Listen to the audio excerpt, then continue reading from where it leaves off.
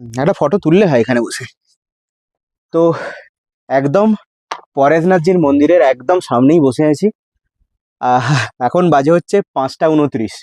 এবারে আমরা নামতে শুরু করব। আমরা যে উদ্দেশ্য নিয়ে এসেছিলাম সেটা সফল হয়েছে, খালি একটা জিনিস সফল হয়নি, সেটা হচ্ছে এখান থেকে যে ভিউটা দেখানোর কথা ছিল সেই ভিউটা দেখতে পাওয়া যাচ্ছে না। যেটা তোমরা দেখতে পাচ্ছ আমার চারপাশে কুয়াশায় ভর্তি হয়ে আছে। তো কিছু তো করার নেই, সেটা সেটা প্রকৃতির হাতে, আমার হাতে তো সেটা নয়। তো এখন তো পরেশনাথ মন্দিরের ভিতরে ঢুকেছিলাম, ভিতরে ঢুকে দর্শন হয়েছে। এবারে নেমে যাব এখান থেকে, নিচে নেমে নামা শুরু করব। কটা বাজবে জানি না, এক্সপেক্টেড টাইম 2.5 থেকে 3 ঘন্টা লাগতে পারে, তো দেখা যাক কতক্ষণ লাগে। তবে পুরোটাই ডাউনহিল যেহেতু টাইম অনেক কম লাগবে। আহ, আর এখানে অনেকক্ষণ ধরে যখন যেহেতু বসে আছি, মাথায় হাত দিলে যে চুলগুলো আছে চুলগুলো পুরো ভিজে লাগছে। মানে এটা যেটা আছে এটা হচ্ছে বৃষ্টির মেঘ। আর এই বৃষ্টির মেঘ হওয়ার জন্যই